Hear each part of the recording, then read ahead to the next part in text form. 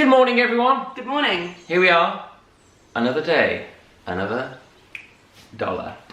Last night we watched Peaky Blinders. We did. We watched 2 episodes of Peaky Blinders. 2 episodes. That was rubbish. Because we missed one a couple of days ago, so we've sort of caught up on what we would be up to. Very good, Peaky Blinders. Thomas Shelby is having a rough time, isn't he? Was that your Brummy accent there? I didn't commit to it, so that's why it wasn't that good. My go-to, you know, people have like actors have like words or like key words to get into an accent. Yeah. Mine's for Brummy is Super Mario Kart. That's a really good one, yeah. Super Mario Kart. Don't know why, but it is. What's yours? What? For Brummy? I don't have any. I never went to drama school. I've never did this exercise. Oh, I didn't. Oh, I'm really bad with accents because I can't hear the accent in my head at all. Yeah. If you said to me like a Newcastle accent, Oh god, I can't hear it in my head. I cannot hear that accent. And if someone was speaking to me with that accent, I wouldn't be able to go, oh, I know where you're from. Yeah. Yeah, I'm really, really bad with accents. Yeah. Obviously, there's ones that I like, that I know, like Scottish and Irish, because they're so distinct. Yeah. But then I start to get hazy. Yeah. But it's funny because I remember when I was a kid, my mum was like, she finds it really hard to understand accents. Even if it's like 10 miles that way and someone's got a slightly different accent, it's like something just doesn't compute in my mum's brain. Do you think you've got the same gene then? No, because I can understand people talking in accents, I just don't know what their accents are. Alright. So I'm fine. There was this fish and chip shop across the road from our house, and the guy who worked in there, I don't know where he was from. I think he was Turkish. This is from when I was like a child. Like I've not been in that fish and chip shop for about 15 years. Yeah. But I remember my mum just could not, anytime I was in there with my mum, I'd have to like translate. Oh really? Yeah, she just couldn't understand what he was saying, poor guy. But then my dad's the opposite. Yeah. My dad's the complete opposite. My dad can understand anyone, even if what they were saying was like completely indecipherable. Good fish and chips? Really good fish and chips. Lovely fish and chips. Really good fish and chips. It was next to a fishmonger's, so it was all like really fresh fish. Beautiful. Yeah. It was like joined, it was like the fish and chip shop that went with the fishmonger's. Oh, amazing. Yeah, it was really good. I've got some announcements. So the email launched yesterday, and I've been getting emails all this morning, guys. How many emails are in the inbox as of today? 1, 2, 3, 4, Surely 5, it just says 6, someone. 7, 8, 9, 10, 11, 12, 13, 14, 15, 16. So people have been really nice. But yeah, thank you for emailing. Keep emailing in, basically. So, question of the day. No, scenario of the day, I want to say. Scenario of the day. You walk out of a door. There's a microphone there. Yeah. You walk towards the microphone. Loads of people there. Like, loads. It's like my worst nightmare. No, but it's an important thing. Right. And someone says, Carrie, yeah. This microphone's live to the world. Everyone's listening in the world. Yeah. You got 10 seconds to say something to the world. What would you say? I would absolutely pass that mic over to somebody else. Really? I do not want that responsibility. Absolutely not. Even if he was like, here's £1 million, I'd be like, do one. But absolutely not. No, I do not want that pressure. I do not want that responsibility. I'd rather kick the mic over than say something. But they're watching. Nope. You couldn't. There's nothing that could make me speak into the microphone. Nothing. Oh my god. Nothing. Really? That's Yeah. wrong. Well, I would say, because I think I would take the opportunity, and I'd just be simple. I'd just be like, ladies and gentlemen, don't forget to be kind and love each other. And then just drop the mic. But something like that, 10 seconds. Because you can't really do anything too profound in 10 seconds, especially if you don't have time to think about it. And I guess you couldn't really do that much damage in 10 seconds either. No. Well, I don't know. But yeah, if there's 7 billion people there like watching or listening, I think I'll just be like, really simple, just be kind. I just don't want that responsibility. Yeah. I just don't. The doors were open and you'd be like, no.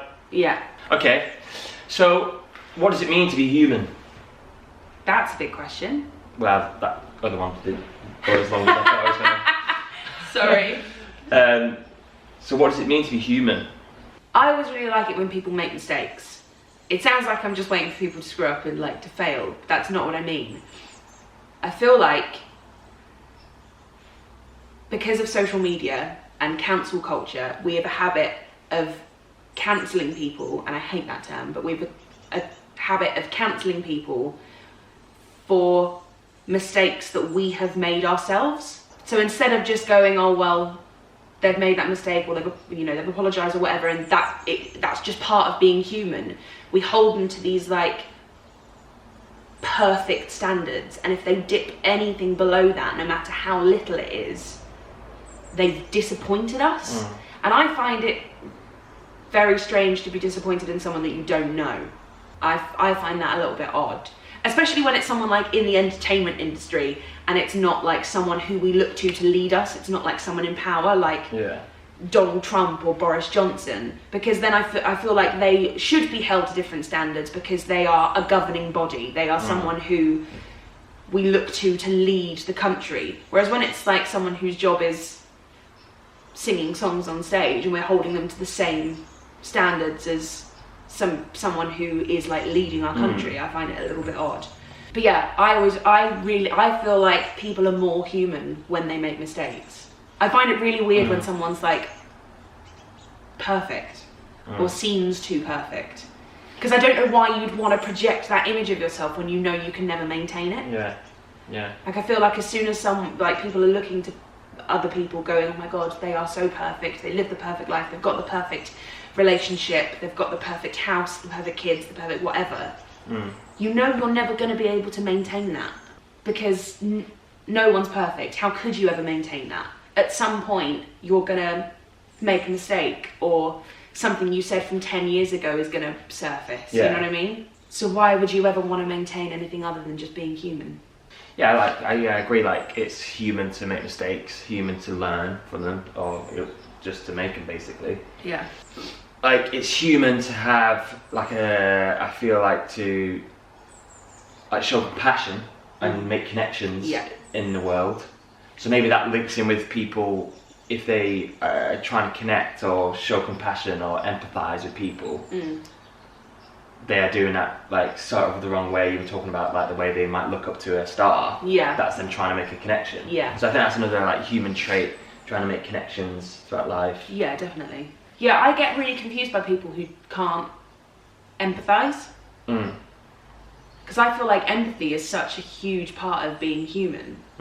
Like someone telling you a sad story and you crying because that you feel it, you understand it, like watching movies and getting upset, or feeling so happy that you burst into tears, you know what I mean? Like I feel like that's such a human trait that I'm wary of the people who don't have that.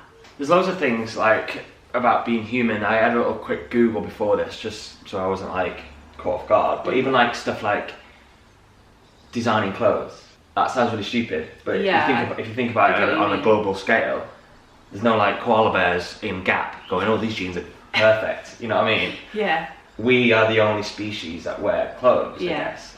And clothes are very important for many reasons, aren't they? Like, like self-expression. And just like the basics of just warmth or whatever. No tan lines. I don't know, but that's something really interesting as well. And also how we find our little like niche groups, or how we like, do you know what I mean? Like friends. We find our homes, or find our like families, Yeah, it's really interesting. Yeah. So what do you think is the most like significant event to happen in the human race? Going to the moon. You think? Yeah. Going to the moon? Yeah, because I feel like that's a very human thing as well, like space travel, wanting to explore and wanting to adventure and wanting to know more than we already know. Yeah. I feel like that's a very human trait. And I feel like that was such a huge leap. Like we landed on another celestial rock. Like that's mad. That's and also the fact that so many people came together to watch that moment happen as a planet. Like there were people all over the globe watching their tiny little TV sets. Yeah. watching Neil Armstrong take the first steps on the moon. Yeah. That is crazy, isn't Yeah. It was such a huge moment, and I'm sure that there have been moments since then, but I feel like that's the one that really sticks out in my brain. I wasn't even there for it. I don't think many people were. No.